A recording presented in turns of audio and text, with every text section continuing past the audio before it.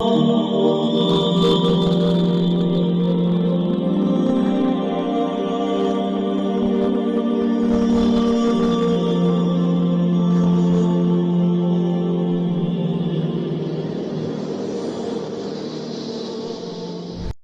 علیکم ورحمۃ اللہ وبرکاتہ۔ بیت الحکمہ دیوبند کی آن لائن عربک کلاسز میں آپ سب کا استقبال ہے۔ میں محمد انوار خان القاسمی، مینیجنگ ڈائریکٹر بیت الحکمہ دیوبند سے۔ آج ہم پریپوزیشن نمبر 5 شروع کرنے جا رہے ہیں۔ ہم نے 4 پریپوزیشن اب تک کور کر لیے ہیں، اور آج ہم جو پریپوزیشن شروع کرنے جا رہے ہیں وہ ہے حتی۔ اس پریپوزیشن کو کہتے ہیں حتی۔ یہ پریپوزیشن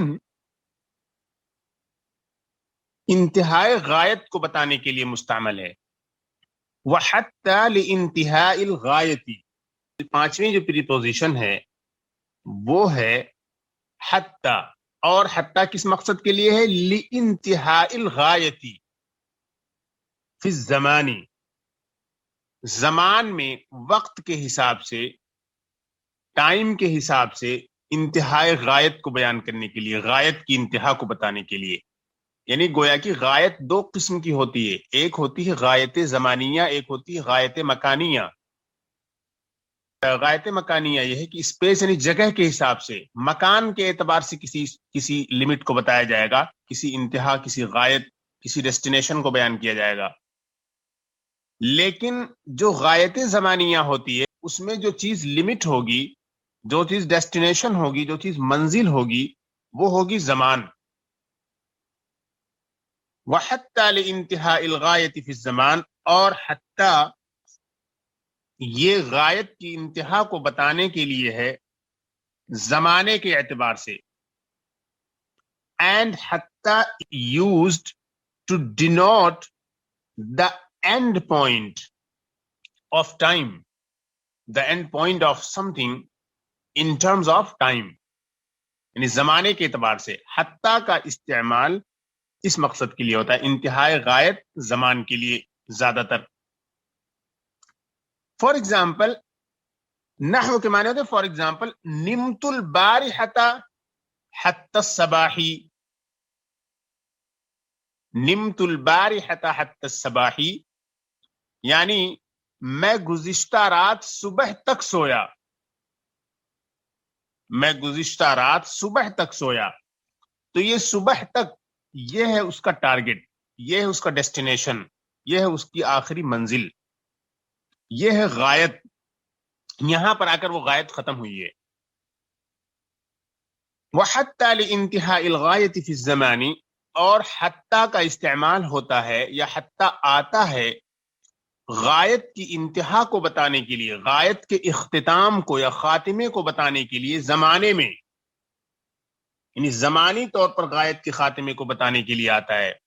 حتی is used to denote the end of destination in time۔ اور مثال نمت البارحۃ حتی الصباح، میں سویا گزشتہ رات صبح تک۔ I slept last night till morning۔ یہ نمتو، یہ نامہ ینامو کا واحد متکلم ہے۔ نامہ ینامو یہ ایکچولی تھا نویما ینومو، اور یہ ہے اجوف۔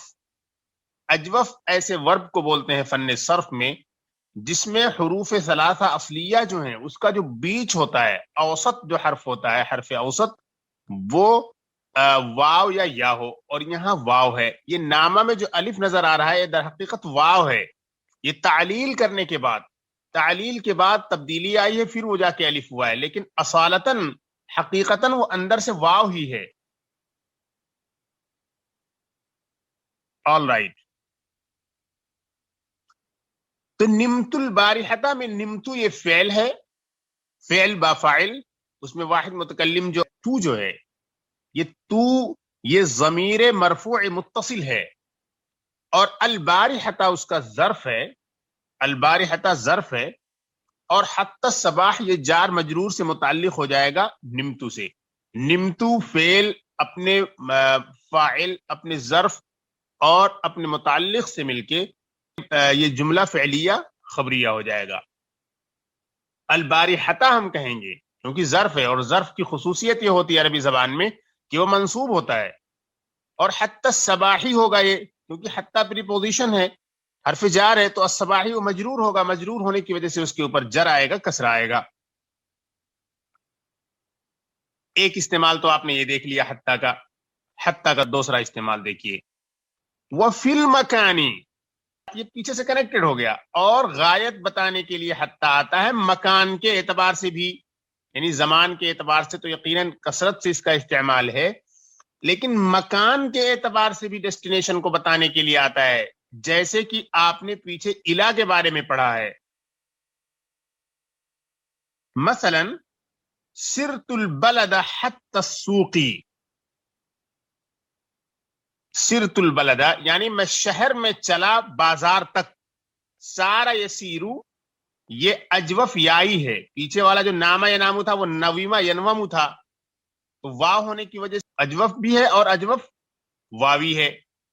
اور یہ سارا یسیرو یہ بھی اجوف ہے لیکن اس میں یا ہے بیچ میں، تو یہ اجوف یائی کہہ دیتے ہیں ایسے کو. تو اس کو جس طریقے سے بھی چاہیں کہہ لیں آپ، یا تو آپ جنرلی آپ اس کو کہہ دیں فعل معتل ہے، اور یا آپ اسے کہہ لیں کہ معتل العین ہے کیونکہ دوسرا کلمہ جو ہے یہ معتل ہے، اور یا تو آپ اسے اجوف کہہ لیں کیونکہ دوسرا کلمہ جب معتل ہوتا ہے تو اس کو اجوف بولتے ہیں. اور زیادہ ایگزیکٹ آپ ہونا چاہ رہی ہیں تو چونکہ آپ یہ بتانا چاہ رہی ہیں کہ یا بھی ہے تو اس کو آپ اجوف یائی کہہ لیں. سرت البلد حتی السوقی، میں شہر میں چلا بازار تک، میں نے بازار تک شہر کی سیر کی، یا شہر میں سفر کیا میں نے یا چلا. تو سرتو یہ فعل بفاعل ہے، پھر تا آ گیا. یہ جو افعال ہوتے ہیں ان میں جو ضمیریں ہوتی ہیں آخر میں، جو نمائندگی کرتی ہیں، جو ریپریزنٹیشن کرتی ہیں کسی پروناؤن کی، وہ ضمیریں فاعل بن جاتی ہیں. تو سرتو میں جو تا ہے، اسی طریقے سے پیچھے نمتو میں جو تا تھا، یہ ضمیر مرفوع متصل ہے. مرفوع اس لیے کہتے ہیں کیونکہ فاعلی ضمیریں جو ہوتی ہیں انہیں ہم مرفوع کہتے ہیں، اور متصل اس لیے ہیں کیونکہ وہ فعل سے کنیکٹڈ ہیں، اسی میں ملی ہوئی ہیں، مرج ہیں اسی میں، تو اس لیے ہم انہیں کہتے ہیں متصل. تو یہ ہے ضمیر مرفوع متصل. اور ہوا، ہیا، انا، انتا، انتما، یہ بھی ضمیر مرفوع کے طور پر استعمال ہوتی ہیں، لیکن یہ منفصل ہوتی ہیں، کسی سے کنیکٹڈ نہیں ہوتی ہیں، الگ ہوتی ہیں فزیکلی، اس لیے ہم ان کو کہتے ہیں ضمیر مرفوع منفصل. تو الضمائر المرفوعۃ المنفصلہ، الضمائر المرفوعۃ المتصلہ، یہ فرق ہے. تو خیر، حتی کا جو دوسرا استعمال انہوں نے بتایا وہ یہ ہے کہ انتہائی غایت کے لیے آتا ہے مکان کے اعتبار سے، اسپیس کے اعتبار سے. اور اس کی مثال انہوں نے دی سرت البلد حتی السوقی. آگے بڑھتے ہیں، یہ تو نمبر 1 ہو گیا حتی کا استعمال.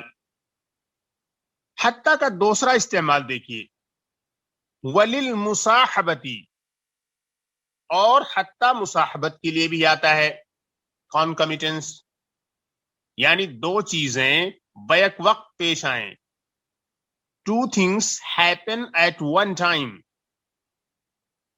کوئی ایکشن آپ کر رہی ہیں اور اس ایکشن کے ساتھ کوئی ایک اور ایکشن ہو رہا ہو، یعنی دو ایکشن اکٹھے کمبائن ہو رہے ہیں، تو اس کو بولتے ہیں مصاحبت. پیچھے مصاحبت کا کنسپٹ ہم نے بہت کلیئر کرنے کی کوشش کی ہے، کئی جگہ آیا ہے یہ. وللمصاحبتی، اور مصاحبت بتانے کے لیے حتی مصاحبت کے لیے بھی آتا ہے. جیسے قرأت وردی حتی الدعائی، میں نے اپنا ورد، ورد بولتے ہیں وظیفہ کو. صوفی لوگ جو وظیفہ پڑھتے ہیں، نیک لوگ جو وظیفہ پڑھتے ہیں، ان کے متعینہ اوقات میں کچھ وظیفے ہوتے ہیں، دعائیں ہوتی ہیں، اذکار ہوتے ہیں، اسی کو ورد بولتے ہیں. اس کی جمع بول دیتے ہیں اوراد، بولتے ہیں اوراد و وظائف، اوراد و وظائف کا معمول بنانا.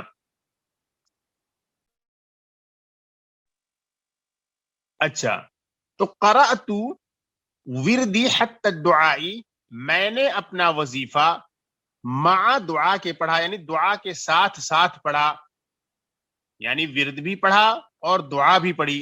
تو یہی دو چیزیں ہو رہی ہیں، یعنی دو کام بیک وقت ہو رہے ہیں، تبھی تو جا کے یہ مصاحبت بنے گا. اسی لیے حتیٰ کا ٹرانسلیشن یہاں پہ جو کیا جائے گا ساتھ ساتھ کیا جائے گا. اور پیچھے آپ نے جو حتیٰ کا کیا تھا تو وہ تک کا معنی نکلا تھا، پیچھے تک تھا. اب یہاں پر آپ نے حتیٰ کا ترجمہ جو کیا ہے وہ ساتھ ساتھ کیا ہے. اسی لیے ای کے معنی ہوتے ہیں یعنی، آئی ای جو انگلش میں آتا ہے، ای مع الدعائی یعنی دعا کے ساتھ ساتھ. یہ جو ای ہے یہ دیکھا جائے تو آئی ای جو انگریزی میں آتا ہے، یعنی جیسے کہتے ہیں کہ یعنی کا جو مفہوم دیتا ہے، آئی ای جو ہے اور یہ ای، ان دونوں میں دیکھا جائے تو ظاہری طور پہ مشابہت بھی پائی جاتی ہے. آئی اور ای، یہ زبانیں جو ہوتی ہیں بہت کچھ ایک دوسری زبانوں سے بوروڈ ہوتی ہیں، لی ہوئی ہوتی ہیں، بہت غور کرنے کے بعد پتہ چلتا ہے ہمیں. مع الدعائی یعنی کہ دعا کے ساتھ ساتھ. تو یہ جناب حتیٰ کا دوسرا استعمال ہوا، مصاحبت، concomitance. In order to show concomitance, حتیٰ is used to denote concomitance. Number 3 پہ آئیے. نمبر 3 پہ حتیٰ کے بارے میں ایک ڈسکشن کرنے جا رہے ہیں، اسی انداز کی ڈسکشن اور گفتگو جو کہ الا کے بارے میں ہو چکی ہے.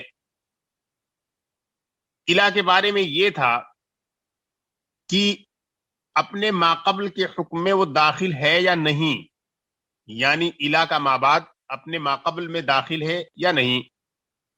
وہی بحث اب یہاں پر حتیٰ کے بارے میں بھی آ جائے گی، کیونکہ حتیٰ بھی زمان و مکان میں غائب بتانے کے لیے آتا ہے. تو جب زمان و مکان کی غائب بتانے کے لیے آتا ہے تو آٹومیٹک یہ گفتگو شروع ہوگی کہ یہ اس کا مابعد اپنے ماقبل میں داخل ہے یا نہیں. تو وہی پوری گفتگو اب یہاں بھی شروع کرنے جا رہے ہیں آتھر. وما بعدها قد يكون داخلا في حكم ما قبلها، اور جو حتیٰ کا مابعد ہوتا ہے، ہا کی جو ضمیر ہے وہ حتیٰ کی طرف جا رہی ہے، حتیٰ کو ریفر کر رہی ہے، اور اس کے بعد کا پارٹ قد يكون داخلا في حكم ما قبلها، کبھی کبھی داخل ہوتا ہے اپنے ماقبل کے حکم میں. قد جب فعل مضارع پر آتا ہے تو کبھی کبھی کا سینس دیتا ہے، سم ٹائمز. قد یکون داخلا فی حکم ما قبلها، تو قد یکون میں جو یکون ہے اس سے پہلے جو قد ہے یہ کبھی کبھی کا معنی دیتا ہے. قد یکون داخلا فی حکم ما قبلها، یہ کبھی کبھی اپنے ماقبل کے حکم میں داخل ہوتا ہے. بہت انٹرسٹنگ گفتگو ہے یہ، غور سے سنیے گا. اور حتیٰ کا مابعد کبھی کبھی اپنے ماقبل کے حکم میں داخل ہوتا ہے، یعنی کبھی کبھی ایسا ہوگا کہ حتیٰ کے بعد جو ناؤن آ رہا ہے، جو اس کا مجرور اور مدخول ہے، وہ اپنے سے پہلے والے کے حکم میں داخل ہو جائے گا، شامل ہو جائے گا مفہوم میں. اور کبھی کبھی نہیں ہوتا ہے. تو ابھی جو مثال یہ دینے جا رہے ہیں یہ اس کی دینے جا رہے ہیں کہ جب اس کا مابعد یعنی حتیٰ کا مابعد حتیٰ کے ماقبل کے حکم میں داخل ہو. دیکھیے بڑی دلچسپ مثال ہے. نحو اکلت السمکۃ حتی رأسها، میں نے مچھلی کھائی یہاں تک کہ اس کا سر بھی کھا لیا. اکلت السمکۃ حتی رأسها، میں نے مچھلی کو اس کے سر سمیت کھایا، یعنی کہ اس کا سر بھی کھانے میں شامل ہے. ایسا نہیں کہ میں نے کہا کہ میں نے مچھلی کھائی ہے اس کے سر تک، یعنی جیسے ہی اس کا سر اسٹارٹ ہوا تو میں رک گیا. ایٹنگ کا جو پروسیس ہے وہ انکلوڈ ہے اس کے سر کو بھی، یعنی کہ سر بھی اس ایٹنگ پروسیس میں داخل ہے، اس کھانے کے پروسیس میں. ایسا نہیں کہ سر آیا تو میں رک گیا. تو یہاں پر اکلت السمکۃ حتی رأسها، اس میں حتیٰ کے بعد کا جو مابعد ہے راسی، یہ حتیٰ کے ماقبل یعنی السمکہ میں جو عقل ہوا ہے، کھانے کا جو کام ہوا ہے اس میں شامل ہے، انکلوڈڈ ہے. یعنی کہ حتیٰ کا مابعد حتیٰ کے ماقبل کے حکم میں داخل ہے. میں ایک بار انگلش ٹرانسلیشن بھی اس کا کر رہا ہوں. And what is after it, what comes after it, یعنی کہ حتیٰ کے بعد جو آتا ہے sometimes is included فی حکم ما قبلها in the حکم of what is before it, یعنی حتیٰ کہ جو پہلے آتا ہے اس کے حکم میں کبھی کبھی داخل ہوتا ہے. جیسے اکلت السمکۃ حتی راسیہا, I ate the fish along with its head, or until its head, till its head, یعنی اس کے سر تک, یعنی سر سمیت کھایا میں نے, سر بھی کھا لیا. یہ تو اگزامپل دی گئی اس کی جب حتیٰ کا ما بعد حتیٰ کے ما قبل کے حکم میں داخل ہو. آئیے حتیٰ کا ما بعد جب اس کے ما قبل میں داخل نہ ہو اس کی مثال دیکھتے ہیں کیا دیتے ہیں. وقد لا یکون داخلا فی, اور کبھی کبھی اس میں داخل نہیں ہوتا ہے, اور کبھی کبھی نہیں ہوتا ہے, اور کبھی کبھی داخل نہیں ہوتا ہے. وقد لا یکون داخلا فی, اور کبھی کبھی حتیٰ کا ما بعد حتیٰ کے ما قبل میں داخل نہیں ہوتا. یہاں شارٹ کر دیا انہوں نے, وقد لا یکون داخلا فی, اور کبھی کبھی اس میں داخل نہیں ہوتا. And some times it is not included in it, یعنی کبھی کبھی ایسا ہوتا ہے کہ ما بعد, یعنی some times what comes after hatta is not included in what comes before hatta. جیسے such as the above mentioned example, جیسے کہ پیچھے بیان کی گئی مثال. نحو المثال المذکور, مثال مذکور کیا ہے جناب؟ مثال مذکور ہے نمت البارحۃ حتی الصباح, میں گزشتہ رات سویا صبح تک. یہاں اشارہ کرنا چاہ رہے ہیں یہ صبح تک سویا, یعنی صبح جیسے ہی شروع ہوئی میں بیدار ہو گیا. صبح داخل نہیں ہے کہ صبح میں بھی سوتا رہا میں. تو مثال مذکور سے وہ اشارہ کر رہے ہیں نمت البارحہ حتی الصباح کی طرف. اس میں جو اگزامپل ہے اس میں صباح داخل نہیں ہے سونے میں. تو یہاں پر یہ بتانا چاہ رہے ہیں کہ حتیٰ کا ما بعد حتیٰ کے ما قبل کے حکم میں داخل نہیں ہے. اچھا, یہ بات ہوئی. آگے دیکھیے ایک بہت امپورٹنٹ پوائنٹ, وہی مختصۃ بالاسم الظاہر, اور حتیٰ اس میں ظاہر کے ساتھ خاص ہے. حتیٰ کا استعمال پروناؤن کے ساتھ آپ نہیں کر سکتی ہیں, اس میں ضمیر کے ساتھ حتیٰ کا استعمال نہیں ہو سکتا ہے. یہ بہت امپورٹنٹ پوائنٹ ہے اس کے بارے میں. برخلاف الا کے, اینڈ حتیٰ is particularly or especially designed for a clear noun. الاسم الظاہر clear noun, apparent noun. Apparent noun وہی ہوتا ہے, آپ کو معلوم ہے اس میں ظاہر کیا ہے. بخلاف الا, contrary to the case of الا, اور unlike الا, الا کے برخلاف حتیٰ یہ اس میں ظاہر کے ساتھ خاص ہے. فلا يقال حتیہ, اسی لیے نہیں کہا جائے گا حتیہ, اس تک, یعنی اگر اس تک کہنے کی کوئی ضرورت پڑے تو ظاہر حتیہ ہونا چاہیے, لیکن حتیٰ کا استعمال نہیں ہوگا. ایسی جگہ پہ پھر ویقال, اور کہا جائے گا الیہ, الیہ کہا جائے گا. یعنی حتیٰ کا جب استعمال کریں آپ تو یہ چیز ذہن میں رکھیں کہ حتیٰ کا استعمال ہمیشہ اس میں ظاہر کے ساتھ ہوگا, اس میں ضمیر کے ساتھ نہیں ہو سکتا ہے. So this is a very important point. We cannot use حتیٰ with pronouns. We must use حتیٰ with ism الظاہر, a clear noun. For example, if you want to say to him, you cannot say حتیٰ who, because who is pronoun and we cannot use حتیٰ with a pronoun.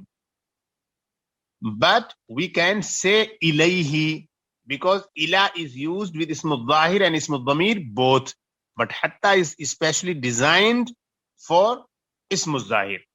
That is very clear. تو اب ہم نے حتیٰ کے بارے میں یہ تفصیل پڑھ لی.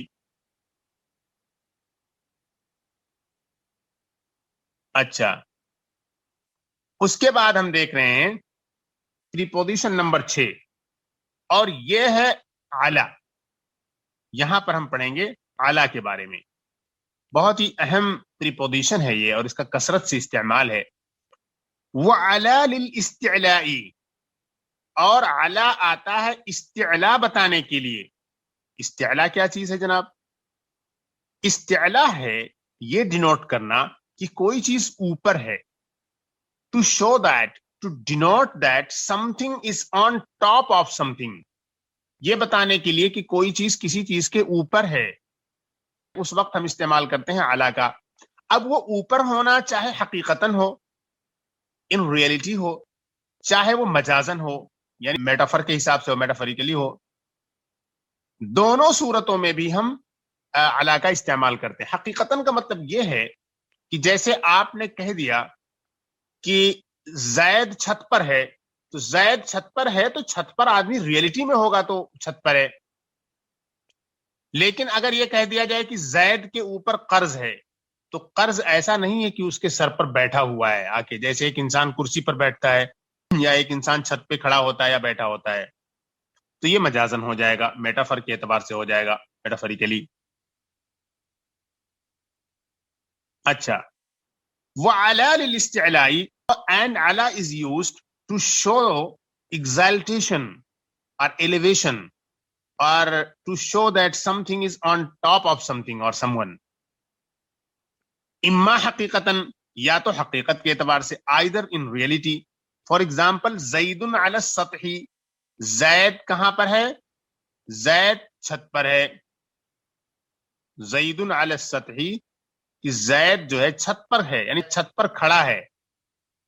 علیہ جو ہے یہ دراصل ہے قائم علیہ. قائم یہاں پر محذوف ہے. عربی زبان میں پریپوزیشن وغیرہ بہت دفعہ آتے ہیں، اس کے ساتھ کوئی اور ناؤن یا فعل نظر نہیں آتا ہے تو وہاں پر وہ مخفی ہوتا ہے. تو زید علی السطح اصل میں ہے یہ زید قائم علی السطح یا موجود علی السطح. اچھا، وَإِمَّا مَجَازًا، اور یا تو مجازن، یعنی مجازن بتانا مقصود ہوتا ہے کہ فلاں فلاں کے اوپر ہے. یہ علو جو بتایا جاتا ہے کبھی کبھی حقیقتاً علو اور کبھی کبھی مجازن علو. تو حقیقت والی تو مثال دے دی گئی کہ زید چھت پر ہے. زید چھت پر ہے یعنی کہ وہ فزیکلی واقعی طور پر وہ موجود ہے چھت پر، یہ ان ریئلٹی ہونا ہے. اور مجاز کہتے ہیں میٹافر کے اعتبار سے، یعنی مثال دی انہوں نے علیہ دین، اس پر قرض ہے. اس پر قرض ہے تو ایسا نہیں کہ قرض اس کے سر پر بیٹھا ہوا ہے فزیکلی، جیسے ایک انسان کرسی پر بیٹھتا ہے یا ایک انسان فرش پر بیٹھتا ہے فزیکلی، یا ایک انسان چھت پر کھڑا ہوتا ہے فزیکلی. یہ فزیکل قرض ہونا موجود نہیں ہے، بلکہ یہ معنن اور مجازن میٹافر کے اعتبار سے کہا گیا اسے. وَإِمَّا مَجَازًا، اور یا تو مجاز کے اعتبار سے، جیسے علیہ دین، اس پر قرض ہے. آل رائٹ، آگے بڑھتے ہیں. نمبر 1، وقت تکون بمعنى الباء، اور علا کبھی کبھی با کے معنی میں آتا ہے. وقت تکون، کانا یکون ہونا، قد میں نے بتایا بھی فعل مضارع کے ساتھ آتا ہے تو کبھی کبھی کا معنی دیتا ہے. وقت تکون بمعنى الباء، اور کبھی کبھی با کے معنی میں آتا ہے. جیسے مررت علیہ، مررت علیہ، میں اس کے پاس سے گزرا.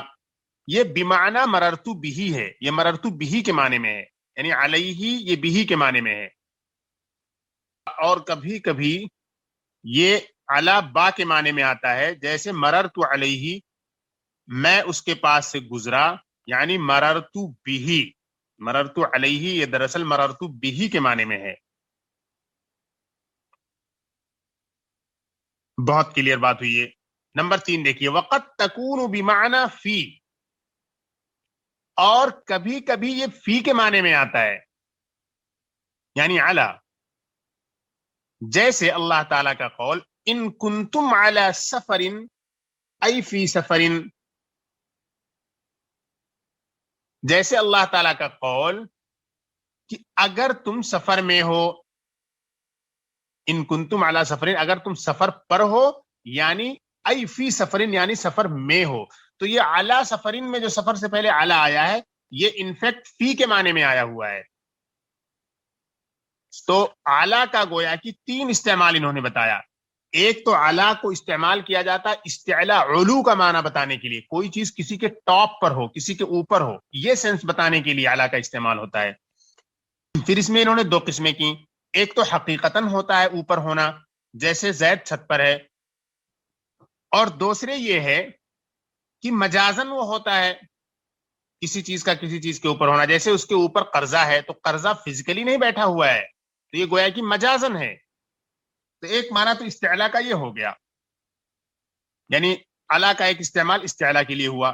دوسرے علا کا استعمال یہ با کے معنی میں، با کے سینس میں بھی آتا ہے. اینڈ سم ٹائمز علا is used in the sense of ba, in the meaning of ba.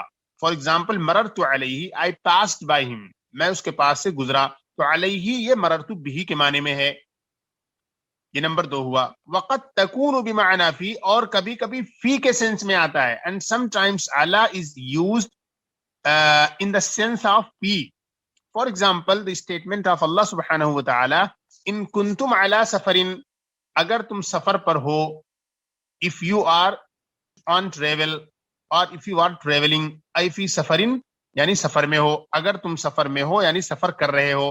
تو اعلیٰ یہاں پر فی کے معنی میں ہے، اعلیٰ کے معنی یہاں پر ان ہیں. تو یہ 3 معنی اعلیٰ کے آتے ہیں، اور تینوں کو اچھی طریقے سے آپ سمجھ لیں. وعن اور عن، اس سے پہلے اب تک ہم 6 پریپوزیشن ڈسکس کر چکے ہیں. یہ عن جو ڈسکس ہم کرنے جا رہے ہیں یہ 7ویں پریپوزیشن ہے. اور عن للبعد والمجاوزتی، اور عن کا استعمال ہوتا ہے، عن استعمال کیا جاتا ہے دوری کے لیے اور مجاوزت کے لیے، گزر کر نکل جانے کے لیے، تجاوز کرنے کے لیے. and عن is used to denote distance and transition. المجاوزہ کے معنی ہوتے ہیں ٹرانزیشن، کوئی چیز پاس کر گئی، گزر گئی، ٹرانزٹ ہو گئی. تو یہاں پہ یہ بتانا چاہتے ہیں دراصل کہ عن پریپوزیشن کا استعمال جب مدخول پہ ہوتا ہے، جب کسی ناؤن پر ہوتا ہے، تو ایسی صورت میں اس کا جو مطلب نکلتا ہے وہ یہ ہوتا ہے کہ کوئی چیز کہیں سے نکلی اور دور گئی اور وہ گزر گئی. یعنی عن یہ بتاتا ہے کہ اس کا جو ماقبل ہے، عن سے پہلے جو لفظ آیا ہے، وہ اپنے مابعد سے تجاوز کر کے دور نکل گیا. عن کا ماقبل عن کے مابعد سے تجاوز کرتے ہوئے دور نکل گیا. اگزامپل دیکھتے ہیں، ابھی ساری چیزیں سمجھ میں آ جائیں گی. نحو رمیت السہم عن القوس، جیسے میں نے تیر کو کمان سے پھینکا. اب تیر کو آپ نے پھینکا، یہ عن کا ما قبل ہوا، اور کمان سے پھینکا، تو کمان سے پھینکنے کا مطلب دونوں چیزیں پائی گئیں. ایک تو بعد پایا گیا، جیسے ہی کمان سے نکلے گی وہ چیز باہر جائے گی تو وہ دور ہو جائے گی، اور گزرتی ہوئی جائے گی، مجاوزہ پاس کرتی ہوئی جائے گی. تو یہ دونوں مفہوم اس کے اندر پائے گئے، دونوں سینس اس کے اندر پائے گئے عن کے اندر، ایک تو بعد اور ایک مجاوزہ. کوئی چیز نکل کر دور جائے گزرتے ہوئے، اسی مفہوم کو پیدا کرنے کے لیے، اسی مفہوم کو لینے کے لیے پریپوزیشن یا حرف جار عن کا استعمال کیا جاتا ہے. اسی کو ہم نے کہا عن is used to denote distance and transition. اس کی مثال دی گئی رمیت السہم عن القوس، جیسے میں نے تیر کو پھینکا، میں نے تیر کو پھینکا کمان سے. تو آپ اس کا ٹرانسلیشن اس طرح سے کریں انگلش میں، I shot the arrow from the bow. یعنی فرام ہی ہم نے کیا ٹرانسلیشن، فرام دا بو، لیکن ہم نے اس طریقے سے کیا کہ فرام دا بو جب ہم نے کہا، بو کے معنی ہوئے کمان، یعنی کہ وہ کمان سے نکلی. The arrow came out of the bow and it went away، اور یہ دور چلی گئی. تو یہی ہوا ڈسٹینس اور transition. It came out of the bow from a distance and it transited, it passed by. اسی کو ہم کہتے ہیں بعد والمجاوزہ. وعن للبعد والمجاوزة نحو رمیت السہم عن القوس، اور عن یہ دوری کے لیے ہے اور مجاوزت یا تجاوز کرنے کے لیے، نکل جانے کے لیے ہے. جیسے رمیت السہم عن القوسی، میں نے تیر کو کمان سے پھینکا. رمیتو یہ فعل ہے، رما یرمی یہ فعل با فاعل ہے. یہ تو جو ضمیر ہے متصل، ضمیر متصل، یہ کیا ہے؟ یہ فاعل ہے. رمیتو میں نے پھینکا، اسی لیے یہ فعل ایسا ہے کہ جو فعل با فاعل، یعنی فعل بھی ہے ساتھ میں اور اسی میں فاعل بھی اس کا ہے. وہ جو تو ضمیر ہے اس میں، یہ تو ضمیر جو ہوتی ہے یہ انا کی نمائندگی کرتی ہے، انا کے قائم مقام ہوتی ہے. السہم یہ مفعول بھی ہے. رمیت السہم میں نے تیر کو پھینک دیا. رما یرمی فعل متعدی ہے، اور رما یرمی جو فعل کی قسم ہے وہ ہے فعل معتل، اور یہ ہے معتل یائی جسے ہم کہتے ہیں ناقص. یہ معتل یائی ہوا، رما یرمی یا آتا ہے اس کے آخر میں، تو یہ فعال معتلہ میں سے ہے. رمیت السہم عن القوسی، تو یہ فعل با فاعل اپنے مفعول سے، اور عن القوسی یہ متعلق ہوا، عن جار حرف جار، القوسی مجرور، جار با مجرور یہ متعلق ہوگا رمیتو کے. اب رمیت السہم عن القوسی یہ جملہ فعلیہ خبریہ ہوا. لیکن ایک ترکیب اور اس طریقے سے کر لیں کہ رمیت السہم عن القوسی اگر پورے جملے کی آپ ترکیب کر رہی ہیں تو یہ نحوو کا مضاف الیہ بن جائے گا. یہ نحوو کا مضاف الیہ بن جائے گا، یعنی یہ سب جملے فعلیہ خبریہ ہونے کے بعد پھر نحوو مضاف بن جائے گا ان سب کا، اور یہ سب مضاف الیہ اس کے بن جائیں گے، اور پھر یہ ہوگا جملہ ناقصہ اس کو کہتے ہیں، اس طریقے کے جملے کو. اور عن کے بارے میں ہے، اور عن للبعد والمجاوزہ، واو عاطفہ ہو جائے گا، عن مبتدا ہو جائے گا، للبعد والمجاوزہ یہ سب متعلق ہو جائیں گے، یہ مبتدا خبر ہو جائے گا. بہرحال تو یہ مکمل ہوا. عن کا استعمال بعد اور مجاوزت کے لیے کیا جاتا ہے، جیسے میں نے تیر کو کمان سے پھینک دیا. نمبر 8 پہ آئیں. نمبر 8 پہ ہم استعمال کرنے جا رہے ہیں پری پوزیشن فی. حرف جار فی کو دیکھنے جا رہے ہیں کہ یہ کیسے ہوتا ہے، کس مقصد کے لیے استعمال کیا جاتا ہے. وفی للظرفیتی، اور فی آتا ہے ظرفیت بتانے کے لیے. ظرفن کے معنی ہوتے ہیں برتن، یعنی کہ اس کا جو مابعد ہوتا ہے، اس کا جو مدخول ہوتا ہے، فی کا جو مدخول اور مابعد ہوتا ہے وہ کسی چیز کے لیے ظرف بن جاتا ہے، اپنے ماقبل کے لیے ایک برتن کی حیثیت اختیار کر لیتا ہے، اس میں وہ چیز سما جاتی ہے. فی کے بعد جو مدخول آتا ہے، جو ناؤن آتا ہے، وہ دراصل اپنے ماقبل کے لیے ایک برتن بن جاتا ہے، اس کا ماقبل اس کے اندر سما جاتا ہے، انکلوڈ ہو جاتا ہے. تو یہاں ظرفیت کا ٹرانسلیشن ہم شمولیت بھی کر سکتے ہیں، یا ظرفیت بتانے کے لیے، یا اس طریقے سے انگلش میں ہم اس کا ٹرانسلیشن کریں گے انکلوژن، یعنی انکلوڈ کر لیتا ہے اپنے اندر. اچھا، اب انکلوڈ کرنا بھی دو طریقے سے ہوگا، یا تو حقیقتاً ہوگا یا تو مجازن ہوگا، یعنی ریئلی ہوگا ایسا، ان ریئلٹی ایسا ہوگا کہ وہ ظرف بن جائے، اور یا تو مجازن ہوگا، میٹافر کے اعتبار سے ہوگا، میٹافریکلی ہوگا ایسا.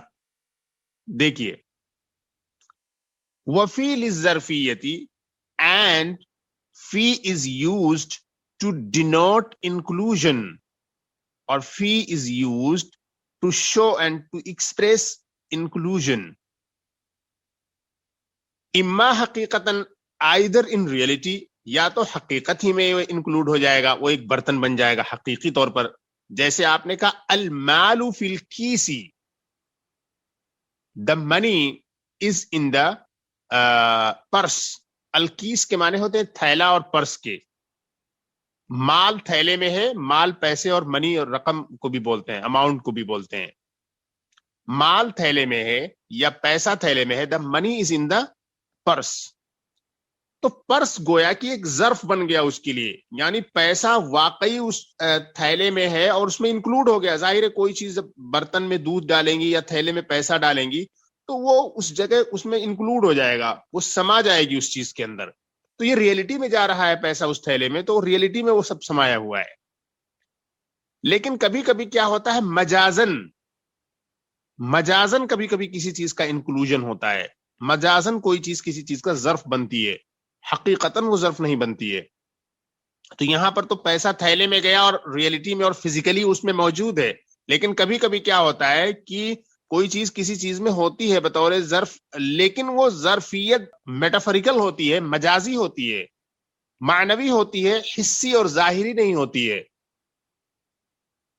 اس کو دیکھیں، اما مجازن، اور یا تو مجازن، جیسے نظر تو فی الکتابی، میں نے کتاب میں نظر کی. نظر تو فی الکتابی، میں نے کتاب میں نظر ڈالی.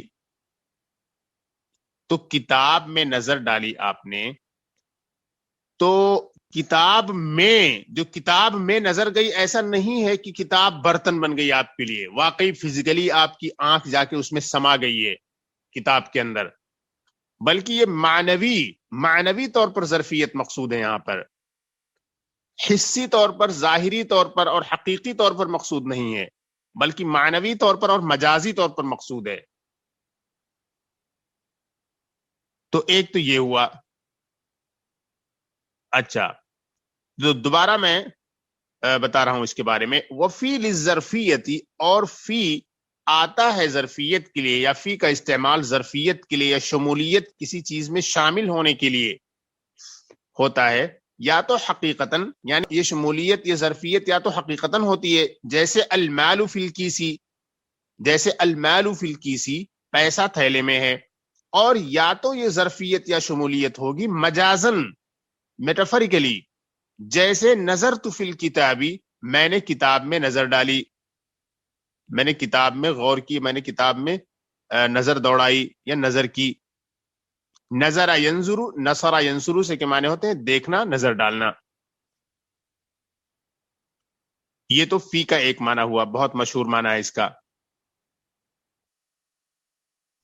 اچھا، ابھی جب مثال میں ہم یہ بھی کہتے ہیں کہ الرجل فی الغرفتی، آدمی کمرے میں ہے، تو آدمی کمرے میں ہے جب ہم اس اگزامپل کو کہتے ہیں، یہاں بھی فی ظرفیت کے لیے آتا ہے، کیونکہ وہ کمرہ اس انسان کے لیے ایک ظرف بن جاتا ہے، اور ایک حقیقتاً ظرف بنتا ہے، وہ حقیقتاً وہ انسان اس چیز کے اندر سمایا ہوا ہوتا ہے. لیکن یہی ایک بات اور کہہ دی جائے کہ وہ میرے دل میں ہے، تو جب ہم کہتے ہیں کہ وہ میرے دل میں ہے، تو وہ میرے دل میں آ کے بیٹھا ہوا نہیں ہوتا ہے فزیکلی، یہاں معنوی طور پر دل میں ہونا مقصود ہوتا ہے، مجازی طور پر دل میں ہونا مقصود ہوتا ہے. ایسا نہیں کہ واقعتاً وہ میرے اندر بالکل گھس گیا اور جا کے میرے دل میں بیٹھ گیا. تو وہی بات یہاں پہ کہی جا رہی ہے، حقیقت اور مجاز کی. کتاب میں جب ہم نظر ڈالتے تو ایسا نہیں کہ ہماری آنکھ نکل کے ہمارے جسم سے وہ جا کے اس کتاب کے کاغذ پہ بیٹھ جاتی ہے، ایسا نہیں ہے، یہ مجازن مراد ہے. لیکن پیسہ تھیلے میں ہے یا منی جو ہے پرس میں ہے، تو یہاں واقعی وہ پیسہ جا کے اس کے اندر بیٹھ جاتا ہے. یہی ہے حقیقی اور مجازی کا فرق، اس کو اچھی طرح سے سمجھ لیں. فی کا ایک اور استعمال بتایا جا رہا ہے، وللاستعلاء، اور فی کا استعمال ہوتا ہے استعلاء کے لیے. اینڈ فی is used to denote that something is on top of something, یہ بتانے کے لیے کہ کوئی چیز کسی چیز کے اوپر ہے، یہ چیز بتانے کے لیے کہ کوئی چیز کسی چیز کے اوپر ہے. یہ پیچھے پریپوزیشن اعلی میں بھی ہم استعلاء کا کنسپٹ پڑھ چکے ہیں. استعلاء کے معنی ہوتے ہیں کوئی چیز کسی چیز کے ٹاپ پر اوپر آ جائے، اوپر ہو. اچھا، آل رائٹ. نحو قوله تعالی، جیسے اللہ تعالی کا قول. کیا اللہ تعالی کا قول ہے؟ وَلَأُصَلِّبَنَّكُمْ فِي جُذُوعِ النَّخْلِ، وَلَأُصَلِّبَنَّكُمْ فِي جُذُوعِ النَّخْلِ، ہم تمہیں کھجور کے تنوں پر، ہم تمہیں کھجور کے تنوں پر کروسیفائی کریں گے. اس کا کیا مطلب ہوا؟ اس کا مطلب یہ ہوا کہ میں ضرور تمہیں سولی دوں گا کھجور کے درختوں کے تنوں پر. النخل مانے ہوئے کھجور کے درخت، پام ٹریز.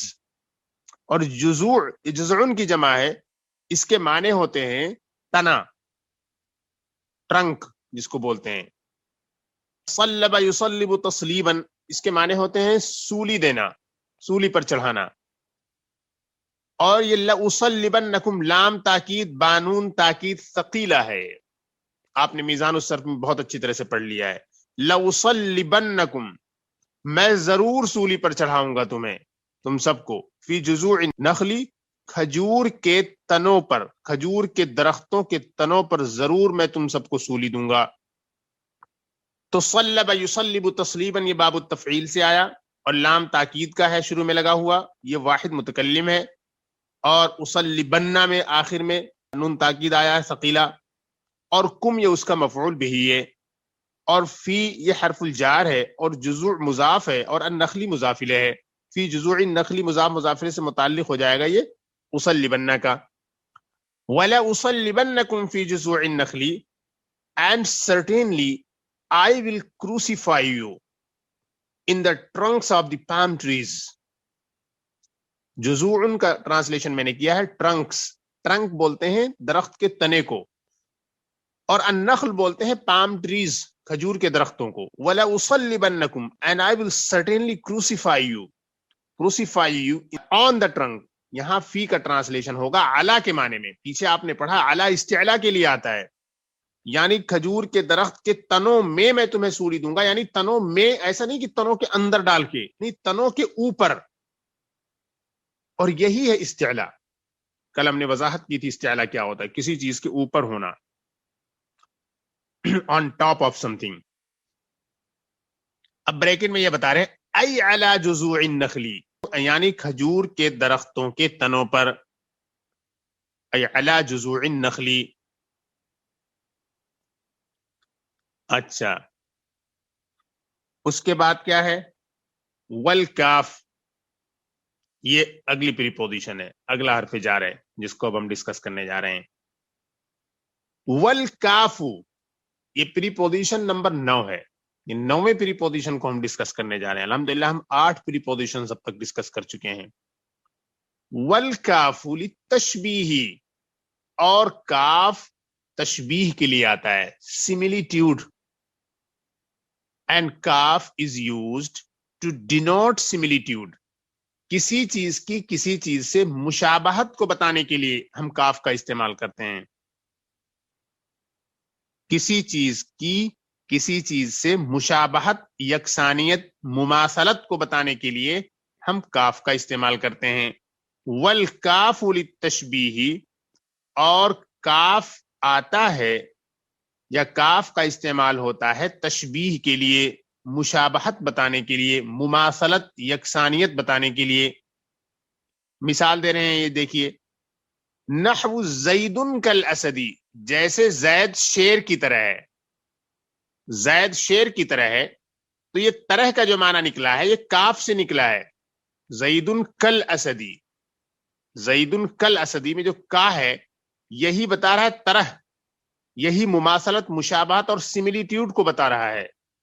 زید شیر کی طرح ہے، تو یہی کاف یہاں پر تشبیہ کا کام دے رہا ہے.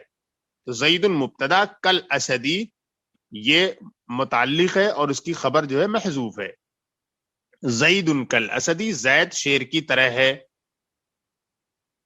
اسے کہتے ہیں کاف تشبیہیہ. یہ کاف تشبیہ کے لیے یہاں پر آیا ہوا ہے.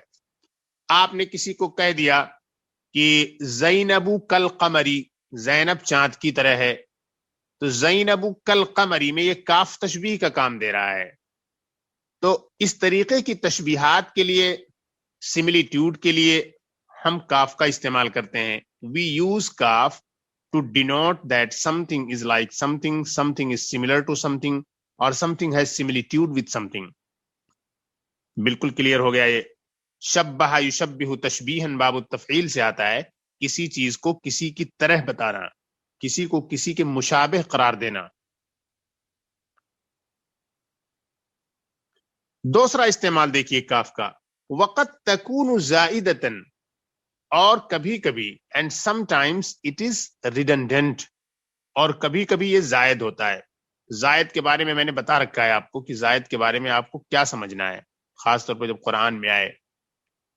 ابن ہشام انصاری کے حوالے سے میں نے بتایا تھا آپ کو کہ قرآن کریم میں اللہ کے کلام میں کوئی چیز زائد نہیں ہے.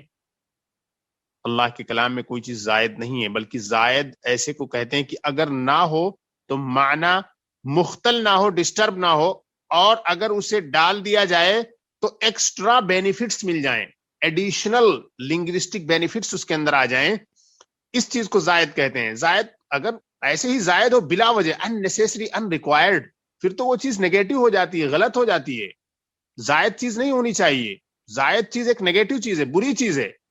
لیکن قرآن میں جو الفاظ زائدہ ہوتے ہیں یا کلمات زائدہ یا حروف زائدہ، اس کا مقصد یہ ہے کہ اگر وہ لفظ نہ ہوتا تو معنی مختل بھی نہ ہوتا، معنی خراب بھی نہ ہوتا، لیکن اگر وہ لفظ آ گیا تو ایکسٹرا بینیفٹس مل گئے، ایکسٹرا بیوٹی پیدا ہو گئی کلام کے اندر، ایڈیشنل بینیفٹس مل گئے لینگویج کے۔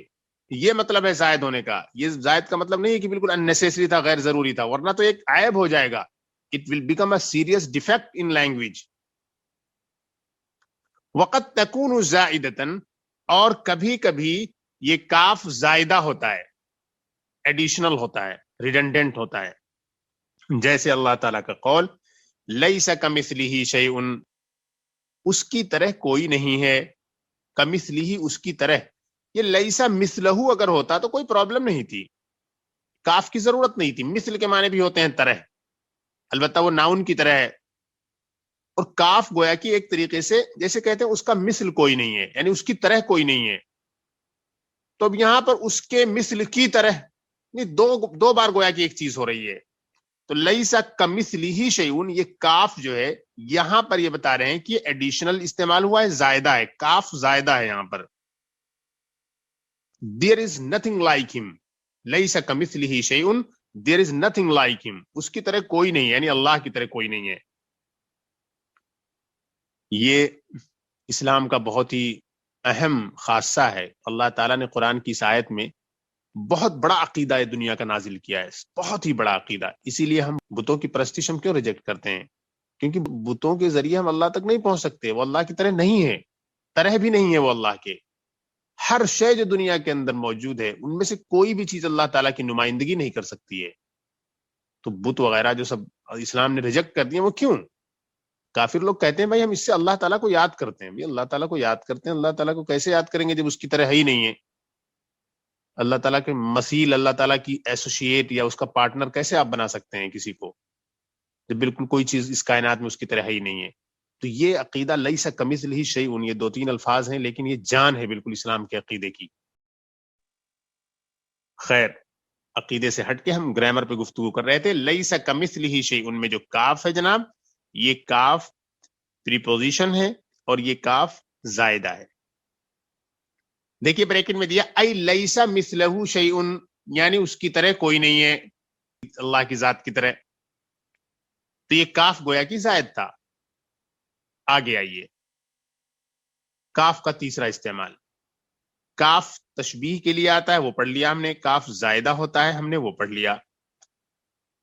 کاف کا ایک تیسرا استعمال ہے جناب،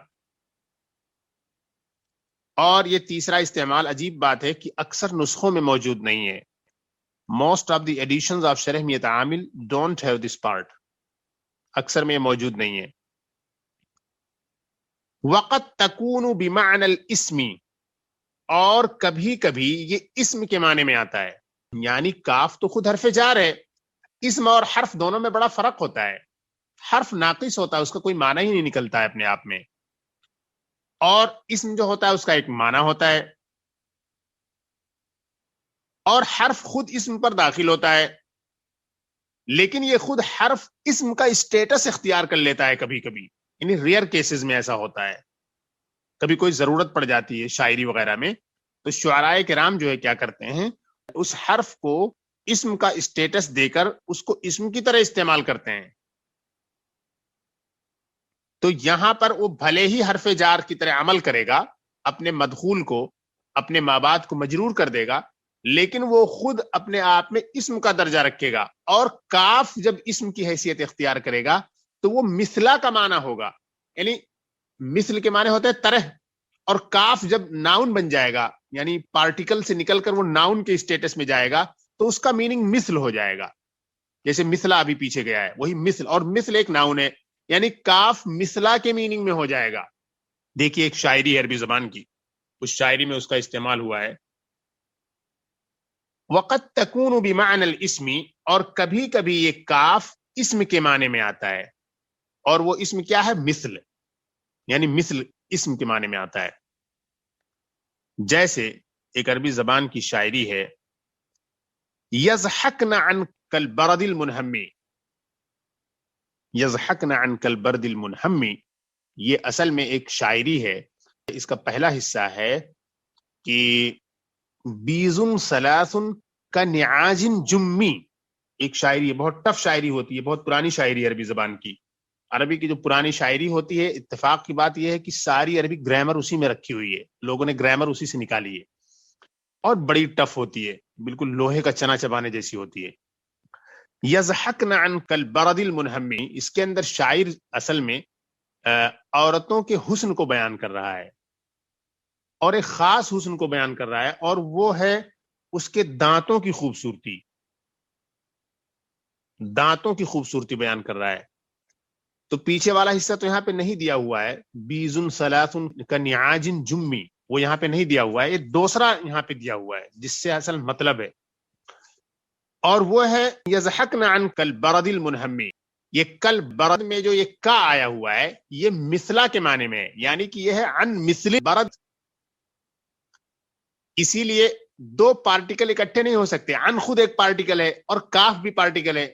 ایک ناؤن پر دو پارٹیکل بیک وقت نہیں آ سکتے. دو حروف ایک ہی اسم پر ایک ٹائم میں داخل نہیں ہو سکتے. تو اس لیے جو دوسرا والا جو کاف، یہ بھی حرف ہی ہے، اس کو انہوں نے مثل کے معنی میں لے لیا ہے. تو یہ عن مثل البرد کے معنی میں ہو گیا. اب سوال یہ پیدا ہوتا ہے کہ جناب پھر انہوں نے عن مثل برد کیوں نہیں کہا؟ اس کا جواب یہ ہے کہ شاعری کا جو ردم تھا، ردم اتار چڑھاؤ تھا، وہ خراب ہو جاتا. قافیہ اور وزن، ردم، کیڈنس جو ہوتا ہے شاعری کا، وہ متاثر نہیں ہونا چاہیے، وہ امپیکٹڈ نہیں ہونا چاہیے. اگر یہ عن مثل البرد کہہ دیتے تو یہ امپیکٹڈ ہو جاتا. تو کہہ رہا ہے یضحکنا، یہ ضحکہ یضحکو سے جو ہے، یضحکنا وہ ہنس رہی ہیں، یہ جمع مؤنث غائب ہے، وہ ہنس رہی ہیں. عن کالبرد، عن مثل برد، اس کو پڑھیے آپ، سمجھیے، یعنی سمجھیے، پڑھنا تو کالبردی ہی ہے لیکن سمجھنا عن مثل البردی. وہ ہنس رہی ہیں جیسے پگھلتے ہوئے اولے ہوں. البرد، البرد کے معنی ہوتے ہیں اولے، سفید سفید جو اولے ہوتے ہیں. اور المنہم، انہم ینہم انہمامن کے معنی ہوتے ہیں پگھلنا، ذاب یذوب، پگھلتے ہوئے اولوں کی طرح ہنس رہی ہیں. اصل میں عربی زبان میں کسی کے دانت کی خوبصورتی کو تشبیہ دینے کے لیے سفید اولوں سے اس کی تشبیہ دی جاتی ہے. تو یہاں پر وہی کہا جا رہا ہے، یضحکنا، وہ سب ہنس رہی ہیں اور ایسا لگ رہا ہے جیسے کہ وہ پگھلتے ہوئے اولے ہوں. آسمان سے جو اولے گرتے ہیں سفید سفید، وہ بہت ہی چھوٹے چھوٹے ہوتے ہیں، بڑے خوبصورت لگتے ہیں. تو گویا کی صاف ستھرا ہونے میں، بہت خوبصورت ہونے میں، عربی زبان میں دانتوں کو اولوں سے تشبیہ دی جاتی ہے. تو یہاں پر شاعر وہی کہہ رہا ہے، یضحکن عن کالبرد المنہمی، کہ وہ ہنس رہی ہیں جیسے کہ ان کے دانت پگھلتے ہوئے اولے ہوں. البرد ہے، یہ برد نہیں ہے. بردن اگر ہم کہہ لیں گے تو سردی ہو جائے گی، زکام کے معنی میں بھی آ جائے گا. البرد، یہ را پر ہمیں فتحہ دینا ہے، تب جا کے یہ اولے کا معنی ہوگا. وقت تکون بمعنی الاسم، اور کبھی کبھی یہ کاف اسم کے معنی میں آتا ہے، جیسے یضحکن عن کالبرد المنہمی. اس کا جو پہلا پارٹ ہے وہ ہے بیز ثلاث کنعاج جمی یضحکن عن کالبرد المنہمی. تو یہ تیسرا مفہوم تھا کاف کا، تیسرا معنی تھا جو کلیئر ہو گیا الحمدللہ. امید ہے سب کچھ آپ کو سمجھ میں آ گیا ہوگا. اب ہم یہیں رکتے ہیں، انشاءاللہ کل ہم ملتے ہیں.